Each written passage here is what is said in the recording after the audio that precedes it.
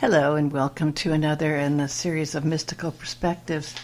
This one is on, of course, the spiritual mind power affirmations as we continue along with some of the wonderful seed thoughts to plant to help us in life. Today we're going to be talking about overcoming resistance to positive change. My name is Reverend Cindy Paulos. Happy to be here with you. I've been studying and teaching with the University of Metaphysics in its various forms over 50 years.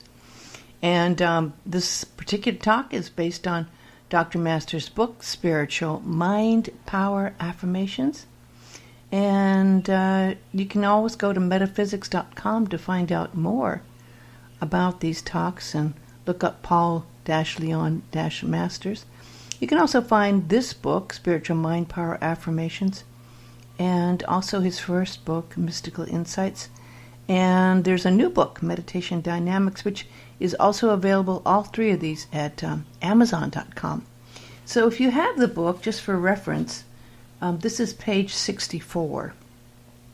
And what we do is first I study this particular one page for a week, and then I write on it and get together and talk with you on these. First I share the affirmations from the book. So we'll go right into that now, starting with resistance source.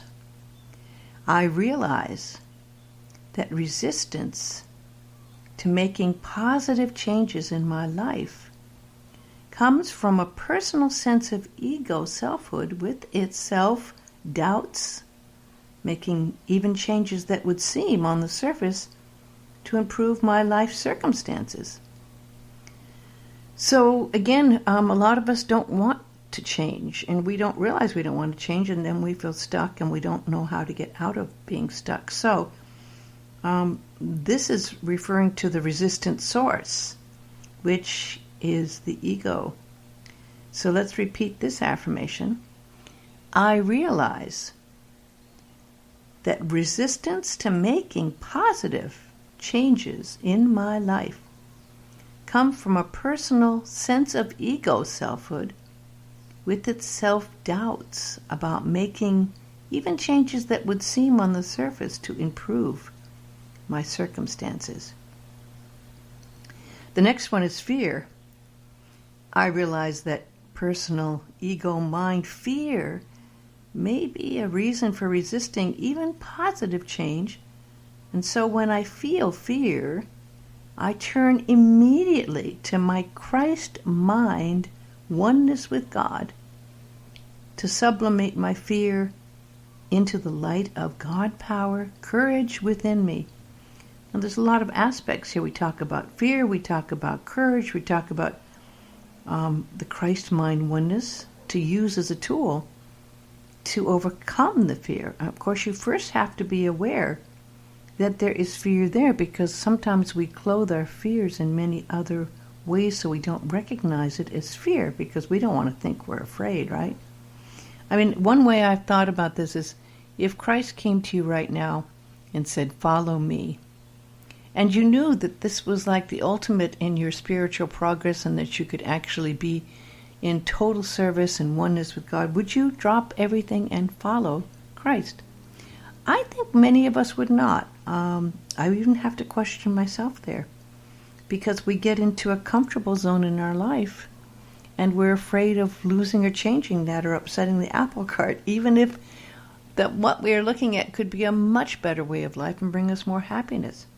So repeating fear, I realize that personal ego mind fear may be a reason for resisting even positive change. And so, when I feel fear, I turn immediately to my Christ mind oneness with God to sublimate my fear into the light of God, power, courage within me. With that strength, behind you, you can really move mountains. So it's a good thing to always remember when fear raises its head. The next affirmation is unknown. I realize that I may resist positive change because of the unknown associated with the change, and instead turn inward to God's presence that knows all that can be known, which thus removes a blockage from the unknown in my mind. Well, this has a lot of aspects to it, doesn't it? Because Dr. Master's first book was Mystical Insights, Knowing the Unknown. But how can you know the unknown, right? If the unknown is unknown, part of us is having to accept that there is an unknown. And what does that take to live in unknown? Well, first of all, again, you have to let go of fear, and you have to have a lot of faith that there is this aspect that is not out of your control. Your control may be very small in relation to the world or your life even. But if you turn it over to God, well, then you can let go and let God be in control. So repeating the unknown affirmation, I realize that I may resist positive changes because of the unknown associated with the change, and instead turn inward to God's presence that knows all that can be known, which thus removes a blockage from the unknown in my mind. The next affirmation is punishment. I realize that God has already forgiven me for all that I believe I should be punished for, and thus I'm free to make positive changes for my good at once. This is really interesting. It kind of goes back to the old guilt trips, right?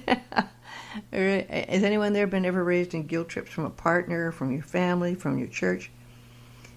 It's going back to punishment here. I realize that God has already forgiven me for all that I believe I should be punished for, and thus I'm free to make positive changes for my good at once.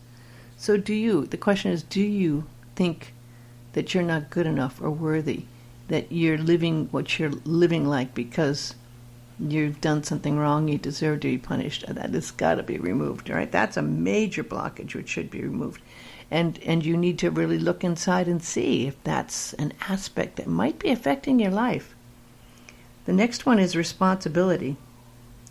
I realize that I may resist making positive changes because of doubting that I could handle the responsibilities, knowing that I will turn it over to God's presence within me, which will surface to handle the responsibility.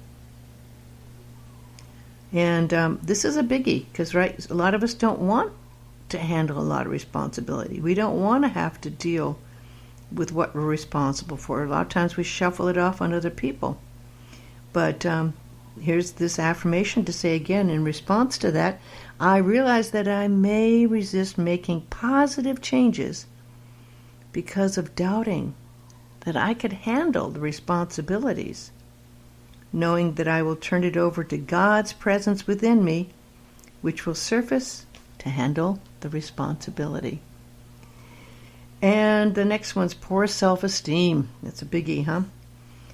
I realize that resistance to positive change comes from poor self-esteem created by a personal ego mind sense of selfhood, and thus choose instead Christ mind awareness that my true self-reality is always one with God and God's attributes.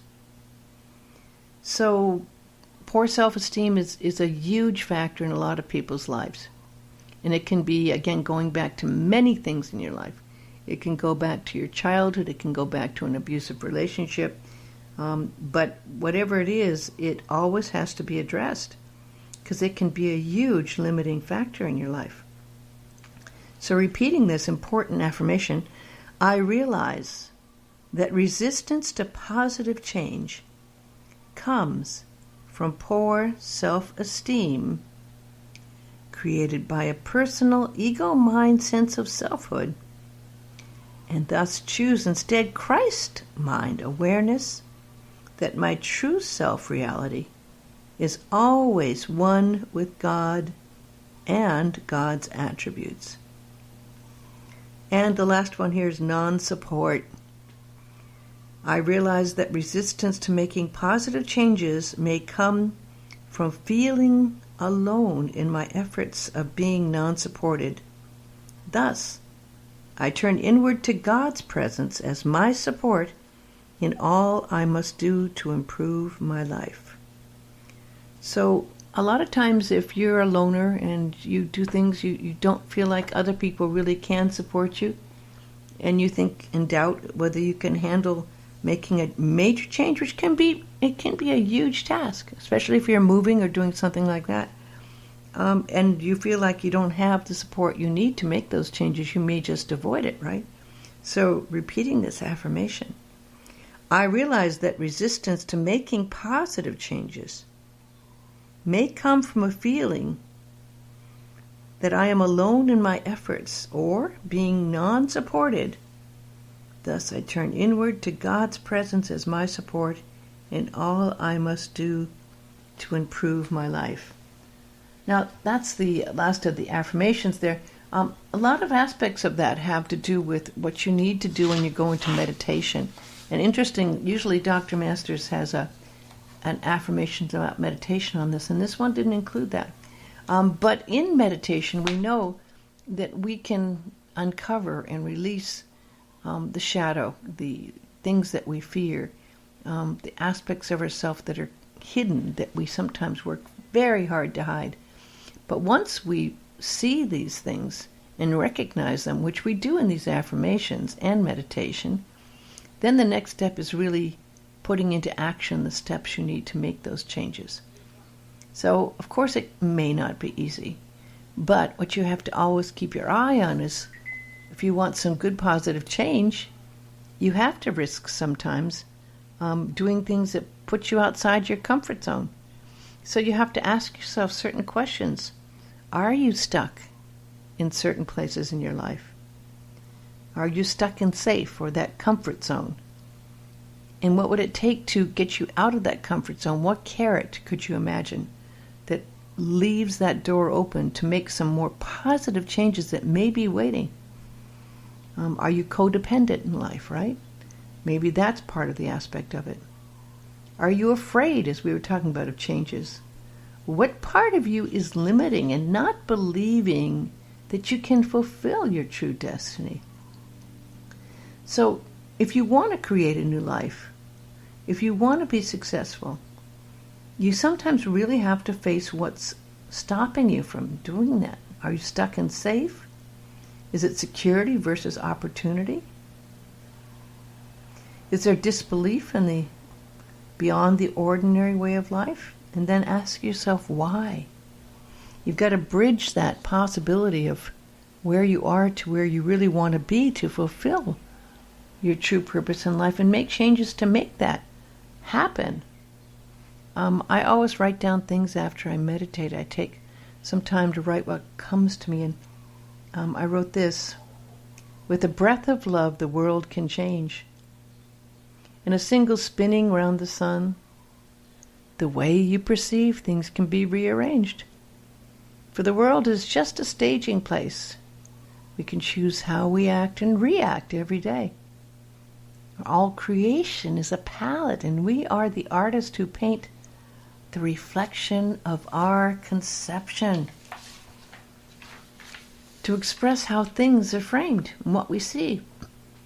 And when we understand that life is good all the time, and we open up our hearts to believe, there's a certain grace that comes, and we can be set free. For with love, your life can change, and even the scarred heart can be healed.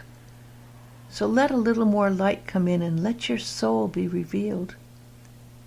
God is good when you believe that miracles can happen, and when you allow yourself to really receive the blessings of life that are alive in that love that lives in you and me. And that is that presence, that Christ presence, right? That lives inside us. We have to make room for that presence. And possibly, maybe, we're not making room for that presence because we're afraid that that presence, again, might make us change.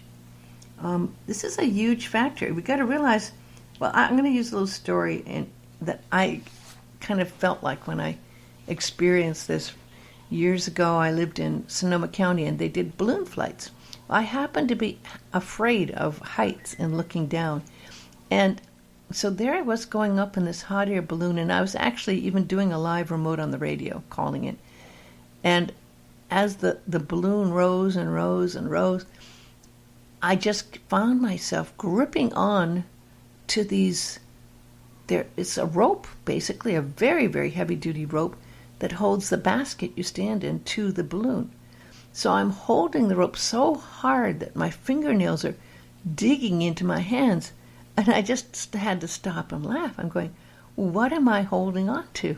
I'm holding on to a rope that goes to a balloon. It isn't anything solid. It's flying through the air. Holding onto the rope isn't going to keep me from falling. It's not going to do anything. But I'm holding on for dear life, right? And then I pried my hands loose, and I allowed myself to look out and see how beautiful the view was and how magical it was.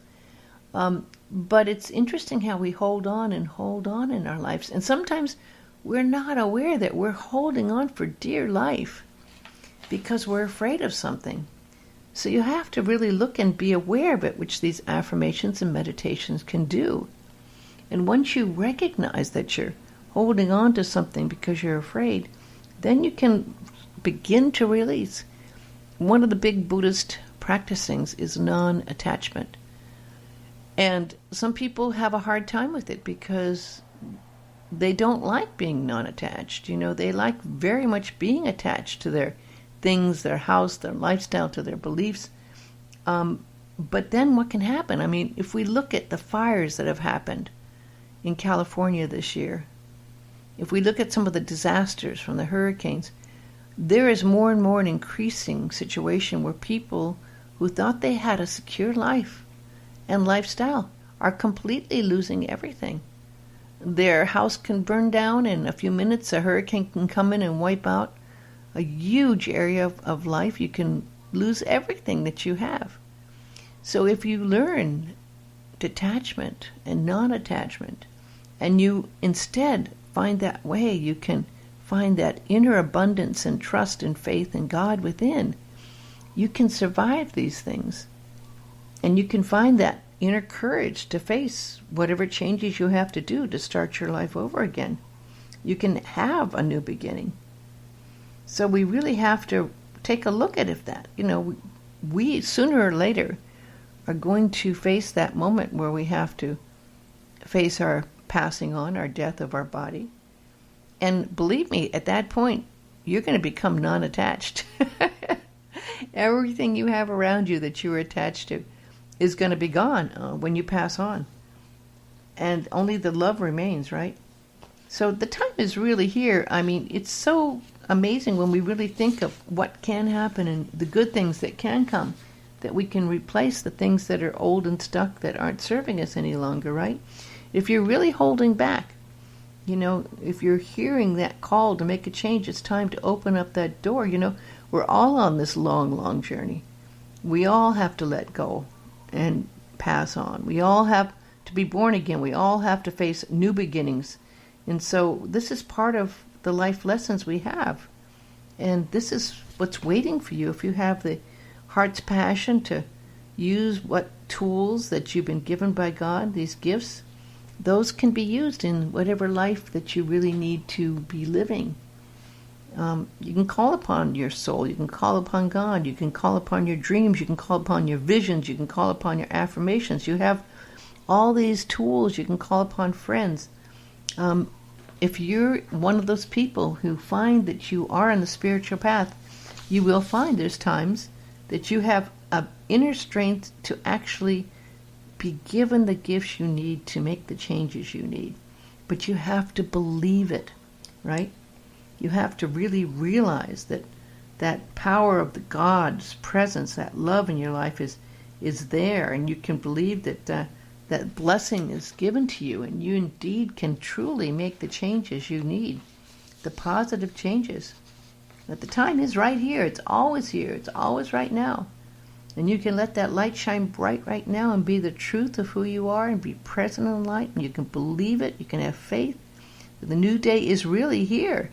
And the time has come right now to become the love of God here in your life. So let go and let God, right? Be open to change and to whatever God may be willing to bring you. Let that teacher within and your guides guide you on the way to whatever may best serve you and others. Be a servant of your purpose and a child of God to learn whatever lessons are waiting for you ahead. It's a huge step, but you know what? Once you open up the way and take a step towards those changes, you'll be amazed what opportunities and what doors open. It is really a beautiful thing to see and watch. And there's many, many stories and many books written about this. But indeed, there's a whole big world waiting out there, and you can live what you want to live and be what you want to be, but you have to be smart, you have to be aware, you have to get your tools together, and you have to plan, and you have to set a goal, and you have to take steps toward it every day. I'm going to close today with the Aramaic Lord's Prayer, which I usually do each week, actually. I love this version of the Aramaic Lord's Prayer. Father, Mother of the Cosmos, shimmering light of all, focus your light within us as we breathe your holy breath. Enter the sanctuary of our heart, uniting within us the sacred rays of your power and beauty. Let your heart's desire unite heaven and earth through our sacred union. Help us to fulfill what lies within the circle of our lives today. Forgive our secret fears as we freely choose to forgive the secret fears of others. Let us not enter into forgetfulness tempted by false appearances, for from your astonishing fire comes the eternal song, which sanctifies all, renewed eternally in our life and throughout creation. We seal these words in our hearts, committed in trust and faith. Today's talk was based on Dr. Paul Leon Masters' Spiritual Mind Affirmations. It's a lovely book that's available on Amazon and metaphysics.com, as well as the other book that he first wrote, Mystical Insights, and his new book, Meditation Dynamics. All three of those are on Amazon as well. And you can go to metaphysics.com and look at some of the opportunities that exist there to change your life, to build a new life in the metaphysical field, to become a metaphysical minister, get a doctorate. And the lectures are all available as well. If you go to metaphysics.com, you'll find a lecture on the subject. If you go to metaphysics.com and then do /Paul-Leon-lectures, okay? Lots of information there for you.